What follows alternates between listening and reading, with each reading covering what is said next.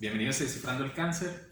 El día de hoy tendremos como tema biomarcadores en cáncer cervicuterino y para esto tenemos como invitada a la doctora Elba Irena Cortés, que es investigadora en la Facultad de Ciencias Biológicas de la Universidad Autónoma de Nuevo León y también es miembro del Sistema Nacional de Investigadores Nivel 2. Entonces, bienvenida, doctora. Muchas gracias por la invitación. Gracias por atender la invitación. Y bueno, ¿cuántos años tiene trabajando con este tema? Aproximadamente unos 23, 25 años, ¿sí? Toda una vida dedicada al cáncer cervicuterino. Entonces, sin más preámbulos, me gustaría que nos dé primero como un panorama general del cáncer de cervix y por qué es tan importante en México. Claro, sí, con mucho gusto, Fernando.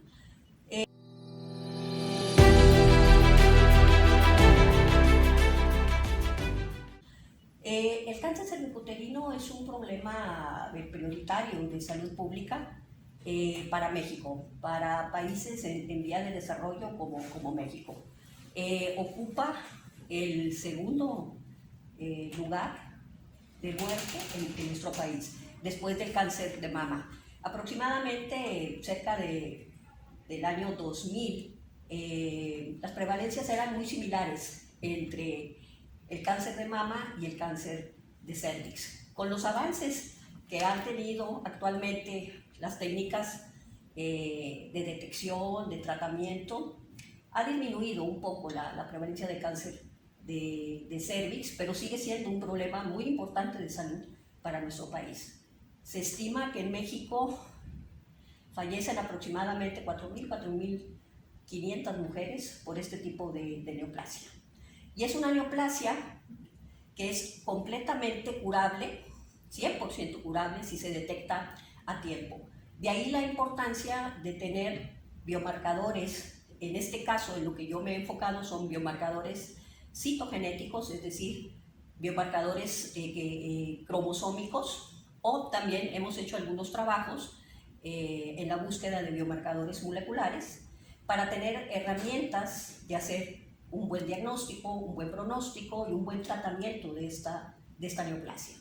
Antes de pasar al cómo saber a tiempo qué son las técnicas diagnósticas, ¿a qué se le atribuye que en los países de tercer mundo tengamos esa diferencia o sea, que es mucho más prevalente? Porque dicen que hasta el 85% de los casos de cáncer cervicuterino se dan en países de tercer mundo. Claro. ¿Cuáles serían las principales diferencias que hacen que, por ejemplo, México forme parte de esto? Sí, hay una herramienta muy importante y que sigue siendo la herramienta esencial para el tamizaje, es decir, para detectar aquellas mujeres que tienen un riesgo de desarrollar cáncer. El estándar de oro, que se le denomina como la prueba más importante, es el Papa Nicolau. Es una prueba relativamente sencilla, pero que hay países en vías de desarrollo que no se lleva adecuadamente, que tienen una cobertura. Se estima que en algunos países en vías de desarrollo existe una cobertura alrededor de un 20, de un 30% de mujeres en edad reproductiva que se hacen un Papa Nicolau. Entonces ese es un problema muy serio, aparte de la detección citogenética, molecular u otro tipo de biomarcadores. Necesitamos reforzar primero las herramientas básicas que tenemos, principalmente las de tamizaje y como les mencionaba, que es el PAP, tener una cobertura muy amplia que en países en vía de desarrollo no la tienen, ¿sí? Sí, y en nuestro país falta como quiera incrementar mucho la cobertura. Existen muchas zonas marginadas en donde las mujeres no se realizan nunca en su vida un Papa Nicolau. Entonces sería cuestiones pues, sí, de infraestructura, de presupuesto, de difusión, claro. de información a la población. De capacitación al personal. Muchas veces se hace también un Papa Nicolau que no lo realiza una persona bien capacitada y desde ahí probablemente el tamiz no esté funcionando, que se nos estén escapando mujeres que tienen un riesgo importante de desarrollar cáncer. Y bueno, ahorita hablamos de las cuestiones del tamizaje, pero ¿cuáles serían los factores para que el público que nos escucha, cuáles son los principales factores asociados a que predisponen al desarrollo de cáncer de cervix? Sí, se ha establecido, Fernando, muchos factores de riesgo en el desarrollo de este tipo de neoplasia. Hay factores ginecológicos, podemos decir que el número de embarazos, el número de abortos, el número de parejas sexuales, la edad en que la mujer inicia actividad sexual. Existen factores nutricionales, factores inmunológicos, etc. Pero de los factores más importantes están los factores cromosómicos, genéticos, que ya está bien establecido que alteraciones en los cromosomas o cierta fragilidad de daño o inestabilidad genómica o cromosómica, como se le denomina, son un factor de riesgo importante. Pero el factor actualmente considerado ya como factor etiológico o factor causal del cáncer de cervix es la infección de un virus que se transmite en forma sexual, que es el virus del papiloma humano. Específicamente algunos tipos de virus, no todos, porque hay virus que únicamente de papiloma que causan únicamente verrugas genitales, que esas en un porcentaje muy alto revierten a la condición normal sin ningún tipo de tratamiento. Pero hay virus del papiloma considerados de alto riesgo, los más comunes es el 16 y el 18, que eso sí ya se ha demostrado que tienen mucho potencial oncogénico o causantes de cáncer. Aquí lo interesante, Fernando, es de que podemos encontrar una mujer que tenga un tipo de BPH de alto riesgo y nunca desarrollar una lesión neoplásica cervical, quedarse con ese tipo de lesión durante toda la vida. Podemos tener también mujeres que tienen el virus del papiloma humano y desaparece en forma espontánea. Okay. O bien existe un porcentaje importante que se tiene ese tipo de virus y puede evolucionar a una lesión cancerosa de cervix. De ahí la importancia de, aunque se tenga este factor etiológico o causal del cáncer, buscar factores que los denominamos nosotros de progresión del cáncer de cervix. Es decir, ¿qué nos va a indicar que una lesión con un virus del papiloma humano de alto riesgo, denominado, va a evolucionar a cáncer o no va a evolucionar a cáncer?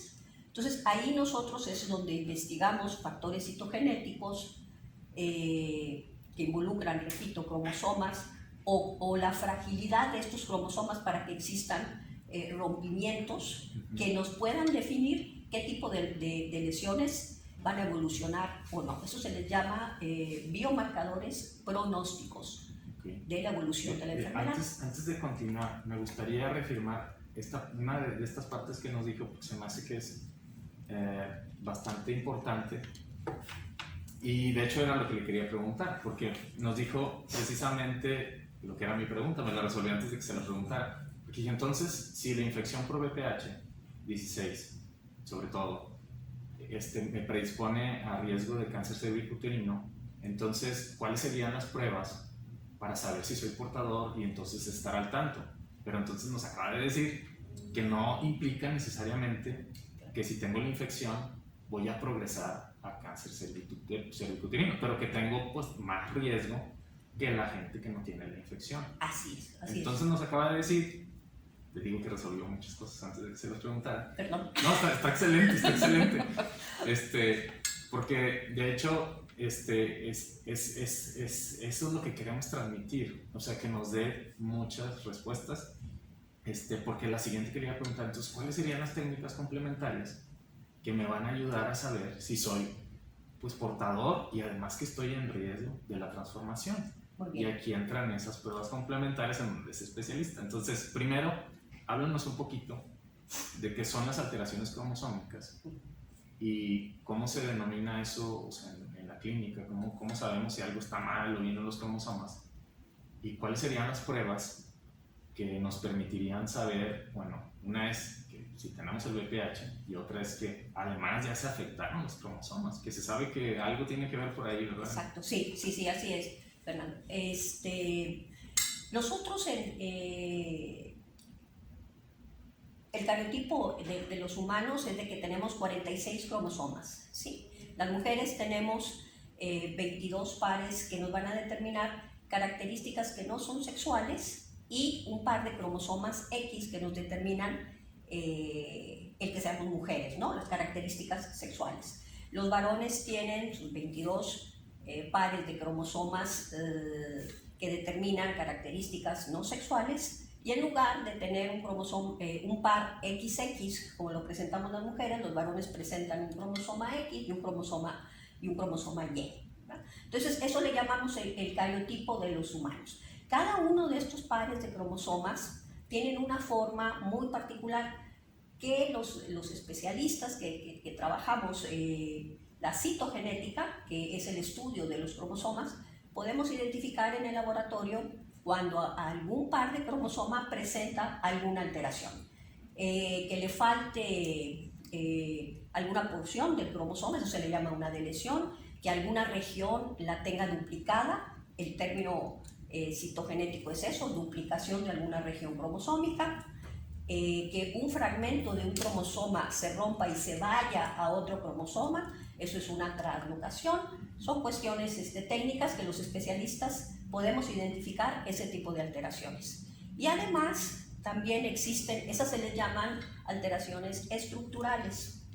También en cáncer es común las alteraciones numéricas, es decir, que en lugar de encontrar 46 cromosomas, que es lo normal, de repente en células cancerosas encontremos 48, o que se duplique el juego completo de cromosomas, etc. Esas son alteraciones numéricas.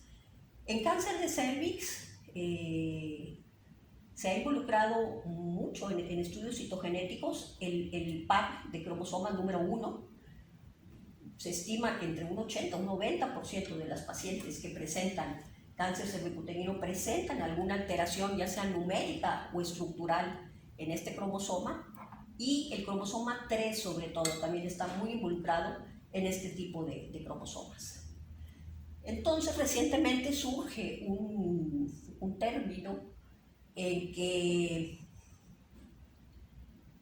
se piensa que este tipo de alteraciones que están asociadas a cáncer, en este caso particular el cáncer de cervix, no son alteraciones al azar. Involucra cromosomas específicos, en este caso el par número 1 o el par número 3 para cáncer de cervix, en donde empieza a alterarse y presentar mucho tipo de alteración, tanto numéricas, como les mencionaba, o estructurales. Y por entonces, ahí surge... perdón que le interrumpa, pero sí. Entonces la infección por VPH podría ser uno de estos factores que hacen que surjan estos cambios cromosómicos que a su vez pueden inducir la transformación. Sí. Ok. ¿Y qué otras cosas, antes de pasar al punto de esos cambios estructurales en los cromosomas y luego la transformación maligna, qué otras cosas podrían, así como el VPH, predisponer a que me den algunas de estos rompimientos o cambios cromosómicos Sí. que se asocian a la generación o a la progresión del cáncer de cervix? Claro, sí. Mira, antes de responder esa pregunta directa, sí me gustaría comentar nada más una evidencia muy directa de la relación que puede existir entre el virus del papiloma humano y este tipo de alteraciones. Hicimos un trabajo hace como 4 o 5 años en donde bloqueamos la expresión de las regiones que se les llaman oncogénicas, como mencionábamos hace rato, que tiene el virus. Ese virus causa cáncer debido a que tiene regiones donde se produce una proteína de transformar la célula normal a una célula cancerosa. Entonces nosotros en el laboratorio, en forma molecular, bloqueamos esas regiones denominadas oncogénicas, y vimos que al bloquear estas regiones el daño que había en las células disminuía. en comparación con aquellas células que tenían una infección y que estaban produciendo en forma normal estas proteínas oncogénicas. Entonces ahí demostramos, hay una relación muy estrecha entre la infección del virus y el daño al DNA. O sea, es causal. O sea, exacto. Ahí de la asociación pasaron a la causalidad. O sea, algo hace directamente el virus, claro, que transforma las células. Claro. Pero no es únicamente eso, porque hemos hecho también trabajos en donde factores ambientales también, como el consumo, el tabaquismo, el alcoholismo, radiaciones. Lógicamente, cuando se hacen tratamientos de quimio, radioterapia, eso está muy bien demostrado que causa muchísimo daño a la célula. ¿Por qué? Porque pues, en este tipo de tratamientos lo que se hace es eliminar a la célula y lógicamente la célula presenta mucho daño. De hecho, me gustaría, otra vez reafirmar esto, porque muchas veces pensamos que el tabaquismo solamente va a dar cáncer de pulmón. Y precisamente, como menciona la doctora, no, o sea, también puede incrementar el riesgo a otras neoplasias, incluidas el cáncer cervicuterino. Y como bien mencionó la doctora, pues el cáncer, el BPH se asocia a que la desarrolles, pero necesita algunos otros cofactores, y uno de esos cofactores que inducen a la progresión es el tabaquismo. Entonces hay que evitar también. Así es, sí, es exactamente eso, Fernando. El virus es el agente causal de esto, pero puede estar en forma latente, en forma apagada, vamos a decirlo así, hasta que no se presente algún factor, que puede ser el tabaquismo, que puede ser alguna deficiencia inmunológica por alguna causa, algunas cuestiones nutricionales, etcétera, en que el virus se empiece a duplicar, se empiece a reproducir y entonces ahora sí provocar la transformación de esas células normales a células cancerosas. Exactamente. Sí.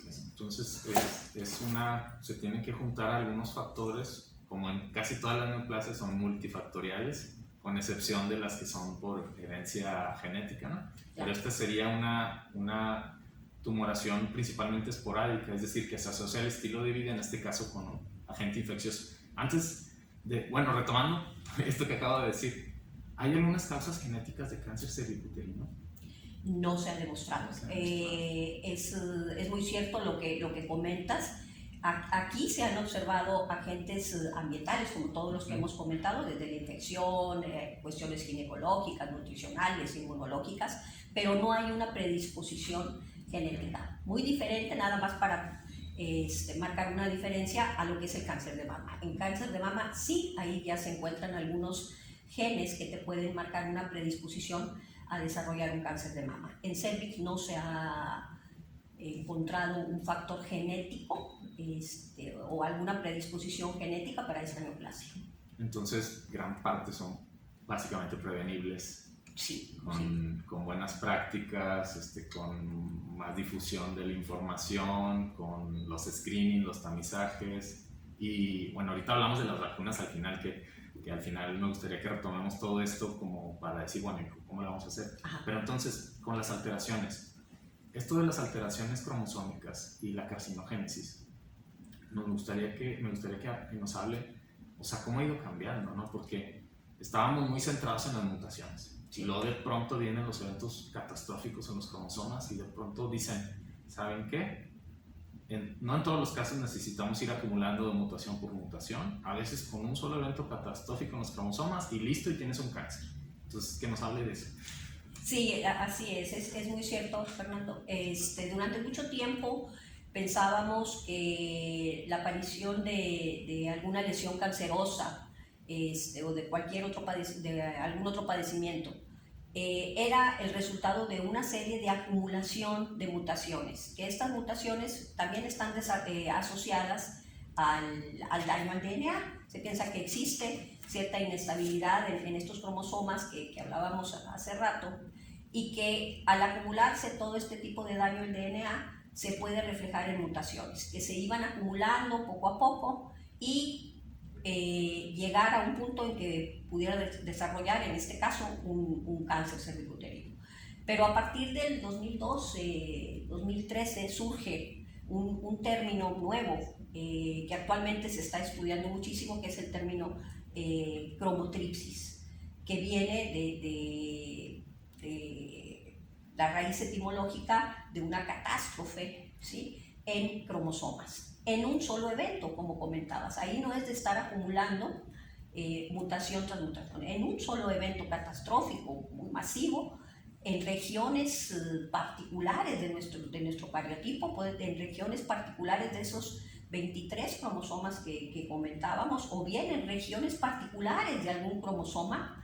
Ahí un solo evento de rompimientos, de catástrofe genético, producir ya una serie de alteraciones, y ahora sí, eso ya está relacionado con el cáncer de cervix, en este caso, ¿sí? Nosotros en el laboratorio, como mencionaba también hace rato, hemos estudiado mucho el cromosoma 1 y el cromosoma 3 sobre todo, y pensamos que en no lo hemos demostrado, estamos estudiando e iniciando algunas cosas para ver si este tipo de evento tiene alguna relación con cáncer cervicuterino. Y los candidatos que pensamos que puedan estar relacionados a esto es el cromosoma número 1 y el cromosoma número 3.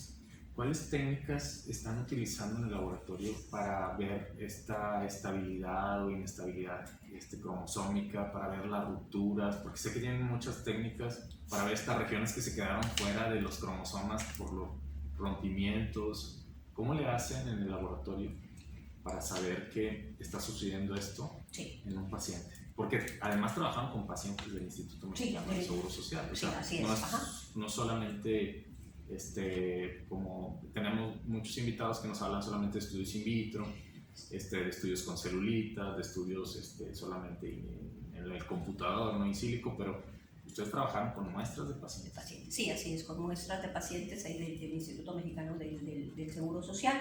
Sí, existen técnicas clásicas, le llamamos así, de citogenética, para ver el rompimiento en los cromosomas. Una de ellas y de las más conocidas es la denominada técnica de micronúcleos, que tiene mucho tiempo, surgió a partir de los 70s, inicio de los 80s, pero por lo mismo ya es una técnica ya está validada con estudios muy grandes para cuestiones de evaluar genotoxicidad. Es decir, cuando tú estás expuesto a algún medicamento, a alguna radiación, a algún agente que te pueda causar daño, se utiliza mucho, por ejemplo, en el uso de pesticidas. La gente que está expuesta a pesticidas tiene un riesgo importante de presentar daño de DNA. Entonces, para evaluar cuestiones de genotoxicidad, es decir, de tóxicos que causen daño a nuestro genoma, en este caso los cromosomas, está ya validado. Está en vías y se sugiere que se pueda establecer dentro de protocolos adecuados de detección oportuna de cáncer, junto con el Papa Nicolau, que ahí sería una herramienta muy importante, porque este tipo de pruebas son pronósticas, como habíamos dicho. Entonces el PAP es una herramienta de tamiz, de evaluación de riesgo. Entonces ahí estaríamos evaluando al mismo tiempo el riesgo que presenta una paciente en el Papa Nicolau, y podemos evaluar la predisposición que existe a evolucionar una lesión. Solo para retomar eso, doctora, es que básicamente en el Papa Nicolau lo que vemos son células características cuando están infectadas con virus. Sí. Entonces eso se llaman coilocitos. Entonces, por eso es que la doctora nos está mencionando que si además de ver los coilocitos, además vemos con una técnica complementaria que nos permita darle estabilidad genómica, eso sube mucho la capacidad pronóstica y predictiva de las pruebas de screening normales. Eso es de lo que estamos hablando, solamente para ahí subirle, reafirmar, porque es bastante valioso lo que nos está diciendo. Pero pues muchos no estamos como familiarizados con lo que en realidad se hace en el Papa Nicolau, pero eso es básicamente la información más esencial. Exacto, y se puede detectar. Ya la célula cancerosa empieza a tomar ciertas características que se pueden ver en el PAP. Hay modificación en el citoplasma, hay modificación en el núcleo que se empieza a hacer más pequeño, la presencia de coilocitos que mencionabas tú que va en relación con la infección del virus del papiloma humano, pero si le ponemos el plus de una técnica muy sencilla, que casi en cualquier tipo no se requiere equipo muy sofisticado para establecer una técnica de micronúcleos que te está diciendo la inestabilidad que pueda tener esa célula, nos pudiera dar también información pronóstica de ese paciente. Sí, que eso también es importante remarcarlo porque estamos hablando de un cáncer que afecta sobre todo a los países que no tienen suficiente capacidad económica. Pues si diseñamos una prueba molecular que va a estar costosísima, pues después sí la vas a tener ahí pero guardada, porque nadie la va a poder utilizar, ningún sistema de seguridad social la va a poder utilizar. Entonces es utilizar una técnica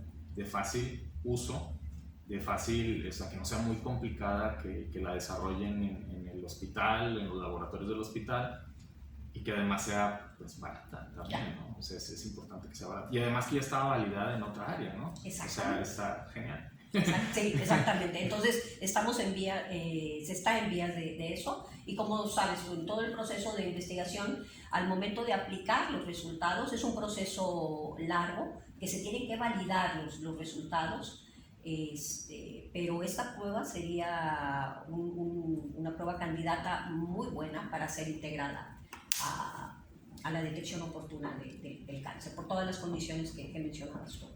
¿Qué otras pruebas están utilizando en el laboratorio para ver cómo se rompen estos fragmentos? Porque otra cosa que me gustaría que menciones es que en sus estudios también vieron que había una relación entre qué tanta daño había en los cromosomas con el grado histológico. O sea, que entre más daño, más agresivo y más invasivo el cáncer. Claro. Sí, por esto este tipo de pruebas, comentaba, tienen un valor pronóstico, porque tienen una asociación directa con el desarrollo neoplásico, ¿sí? Es decir, encontramos poco daño en mujeres que no tienen cáncer, pero es interesante mencionar aquí que encontramos algo de daño, o sea, no encontramos ahí las células con cero daño. ¿Por qué? Porque es imposible en el medio en que nos movemos el no estar expuestos a algún agente que te va a causar rompimiento. Claro que este nivel tiene que ser bajito si lo comparamos ya con una neoplasia, con una displasia leve, moderada o severa, que son las etapas premalignas, y luego ya estas lesiones premalignas transformarse a una lesión cancerosa. Por eso lo sugerimos como un biomarcador pronóstico, porque tiene un comportamiento a la par al avance de la lesión. ¿Sí? Okay. Y sobre las otras técnicas complementarias, hay más de una forma de ver el daño a los cromosomas. Claro. Les mencionaba esta prueba de micronúcleos porque es una prueba que les decía que tiene ya mucho tiempo, hay muchos trabajos sobre esto, por lo tanto es una prueba sólida, ¿verdad? Que nos puede dar mucha información, pero estamos en vía con resultados muy, muy interesantes de pruebas relativamente nuevas. Una de ellas es evaluar el rompimiento o la desorganización del DNA en las células cancerosas, y utilizar ahora sí sondas específicas de cada cromosoma.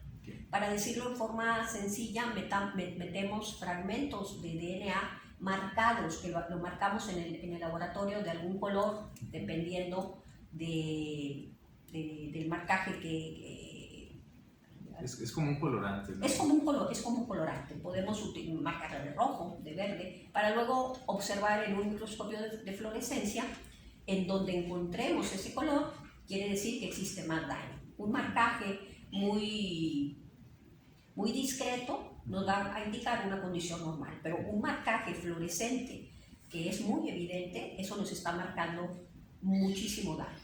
Y esto tiene una relación importante con lo que comentábamos ahorita de cromotripsis. Esto es una herramienta que ahora sí, porque en la prueba de micronúcleos nos está reflejando un daño al genoma completo. ¿Sí? No sabemos ahí si un cromosoma o alguna región en particular está involucrada en la formación de ese pequeño núcleo. Por eso se le llaman micronúcleos, porque si lo vemos nosotros al microscopio, vemos la célula y vemos por ahí una estructura redonda que se parece a un núcleo, pero mucho más pequeñito.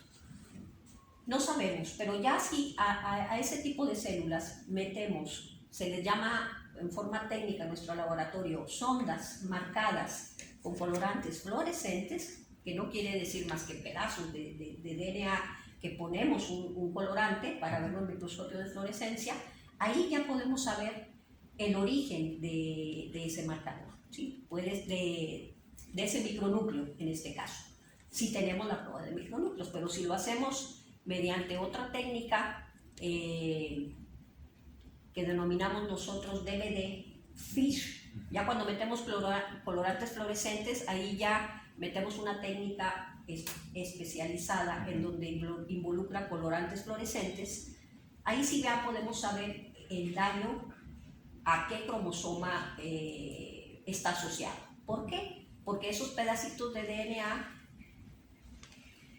que marcamos, nosotros ya sabemos, podemos utilizar un marcaje para el cromosoma 1, para el cromosoma 3, que lo hemos mencionado, para el cromosoma 8, o también podemos utilizar pequeños fragmentos también de cada uno de los cromosomas si sospechamos que alguna región de un cromosoma particular puede estar asociado con esta enfermedad. Doctora, y sobre estas alteraciones, ¿ya hay algunos estudios que indican cuáles cromosomas podrían asociarse a un peor pronóstico? Y la otra pregunta es, si se está trabajando en desarrollar, ahora que se conoce que esto es muy importante para la progresión del cáncer, en una forma de tratarlo farmacológicamente, o sea, que lo estén explotando para el desarrollo de nuevas terapias, porque eso es lo que sucede, no siempre se hace investigación para tratar de buscar nuevas características que te digan que este evento es muy importante, pero también decir, bueno, entonces, ¿cómo le hacemos para tratar de cambiar esto con un fármaco o con un tratamiento? Yo creo que eso probablemente en el futuro, Fernando. Como comentábamos ahorita, todo el proceso de investigación es largo y tenemos que validar nuestros resultados, ¿sí? Ahorita estamos en la fase en que estamos identificando algunos cromosomas o algunas regiones. Nosotros ya hicimos trabajos con el cromosoma 1, como te mencionaba, con una región particular, y ahí vemos una asociación muy clara. Pero necesitamos validar nuestros resultados, que otro grupo de investigadores utilicen también esta técnica que es relativamente nueva y que obtengan resultados similares. De esta forma se va haciendo la técnica y los resultados más sólidos, ahora sí, para trasladar esos resultados a lo aplicado, ¿sí? A la forma aplicada. Entonces estamos como todavía muy al inicio de los descubrimientos como para empezar a hablar de explotarlo para terapia. Exacto. Y de las investigaciones que está realizando, ¿cuáles serían algunas de las respuestas que espera conseguir en los próximos experimentos, o algunos experimentos que ya estén por ahí saliendo, o cuáles hallazgos le parecen a usted como más prometedores, o qué le gustaría encontrar? Porque pues, nosotros tenemos hipótesis como investigadores, ¿no? Y pues la hipótesis es básicamente lo que uno le gustaría encontrar. No siempre es el caso, pero lanzamos como quiera la hipótesis. Aquí, ¿cuál sería como esos tipos de hallazgos que...? Sí,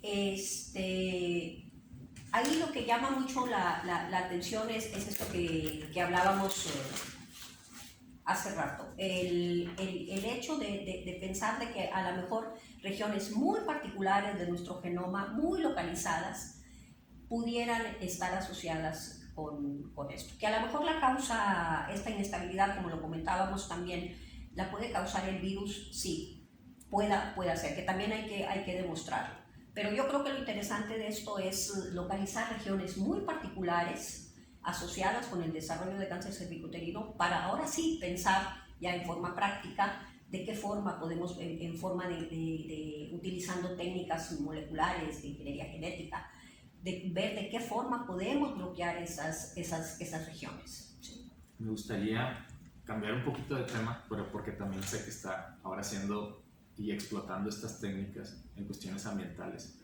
Porque como ya vieron, bueno, es muy importante protegernos de ciertos agentes químicos o de contaminantes, y hay forma de monitorear eso en el ambiente. Entonces, vivimos en una ciudad y estamos expuestos a la industria, pero ¿qué utilidad de estas técnicas he encontrado en saber qué tan expuestos estamos y que nos hable un poquito de eso que también está haciendo? Sí, sí. Este tipo de técnicas están tomando mucho auge para la cuestión de evaluar agentes contaminantes. Como mencionabas, Fernando, y sobre todo en nuestra región estamos muy expuestos sobre todo a metales pesados, ¿sí? Entonces hemos hecho algunos trabajos utilizando modelos animales, específicamente la paloma, que es un buen modelo porque vive casi en el entorno del humano.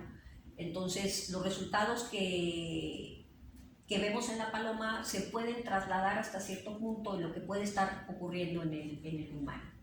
Y hemos encontrado, utilizando este tipo de técnicas para evaluar daño al DNA, un incremento importante de este tipo de daño,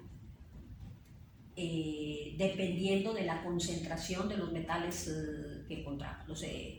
Por mencionar algunos, plomo sobre todo, que es muy importante en nuestra región.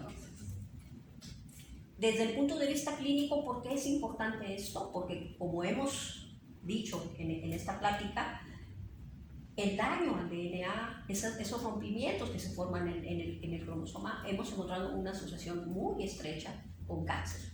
Entonces, esa sería la aplicación de utilizar estas técnicas en modelos animales, en asociarlo con los niveles de metales que encontramos, y esto sería un foco amarillo también para el desarrollo de algunas neoplasias. O sea, estos son como, les permiten monitorear, digamos que el área metropolitana, estos organismos, pero también pues entonces saber cuáles poblaciones están a lo mejor más en riesgo, porque ahí hay más contaminación, y entonces si además fumas y además tienes la infección, y entonces eso nos permite saber más sobre los factores de riesgo. Así es. Y bueno, sí. yo les quiero comentar que se está viendo cada vez más claro que entre más cuidamos al planeta, más cuidamos el entorno, lo más que baja nuestra incidencia de cáncer, porque hay una relación entre los contaminantes con las incidencias de cáncer. Entonces este estudio también pues básicamente reafirma eso, o sea, entre menos contaminación haya, entonces las células de estos organismos tienen menos daño genético. Así es. Y pues nosotros básicamente, o sea, somos igual porque vivimos en el mismo ambiente, aunque no nos estén midiendo nosotros, pues están infiriendo que también estamos expuestos. Claro, claro. Sí, Doctora, sí. para cerrar, me gustaría que nos hable, bueno, ya nos dijo que es muy prevenible. ¿Cuáles serían como las cosas más fáciles de hacer?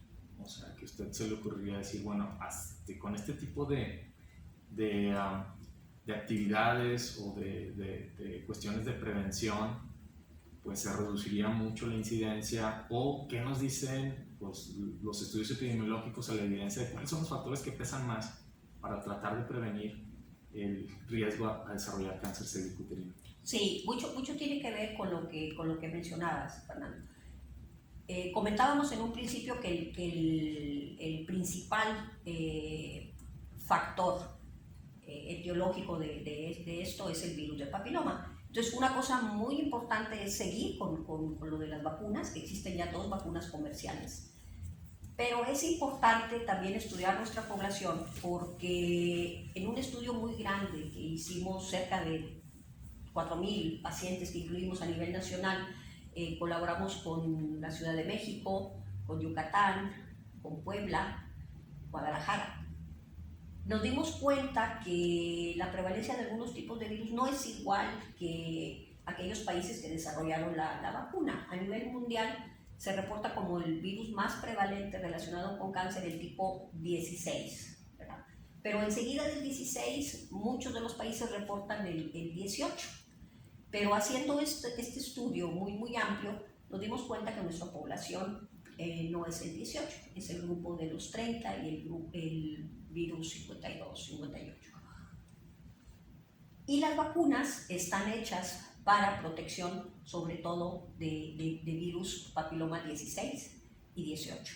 Entonces, de ahí la importancia también de seguir estudiando nuestra población, de ver la protección que da la vacuna, que ahorita todavía no sabemos porque se están vacunando niñas de 9, 10 años, porque es importante que todavía no inicien su actividad sexual, y en niños también el sistema inmunológico funciona muy bien. Entonces, ver la efectividad de la vacuna cuando estas niñas ya empiecen su actividad sexual. Entonces, ese sería un punto importante, yo considero, ¿no? El conocer a nuestra población y ver si realmente esas vacunas tienen una buena protección, o habrá que diseñar otro tipo de vacunas específicas para nuestra población.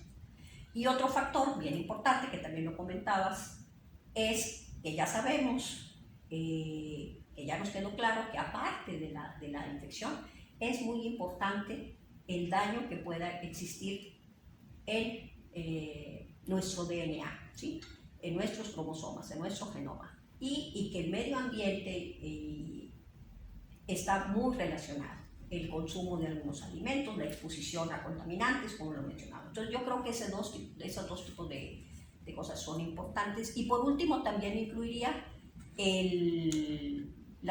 mejorar las pruebas que tenemos, cuando menos hoy, a la mano, que son una buena cobertura de pruebas de tamizaje como el PAP. Sí. Bueno, muy bien. Muchas gracias, doctora. No, encantada. Una cátedra. Esto fue Descifrando el Cáncer y bueno, hasta la próxima.